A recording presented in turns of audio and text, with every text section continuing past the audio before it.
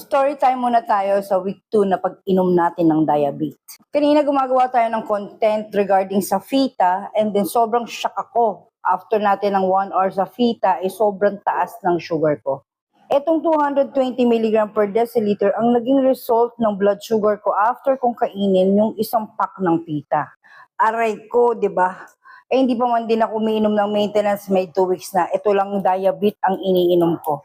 So after nga ng result ng 220 kaninang lunch, uminom ako ng tsaa at ito ang naging resulta after 3 hours.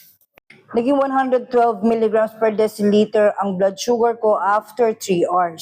Nang herbal lang ang ininom ko, itong Diabit nga. Yan, si Diabit. So napansin ko lang dito sa second week testing natin kay Diabit, ginagawa ko na siyang tubig ko sa maghapon. Kapag nagwiwi ako, bumababa ang sugar ko. Di ko alam kung konektado yon pero yun ang napansin ko. Yun ang honest review ko ngayong second week para dito kay Diabit Tea.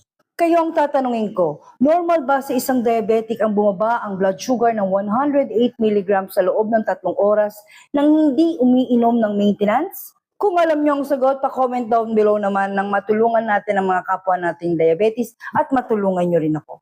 Maraming salamat. Bye!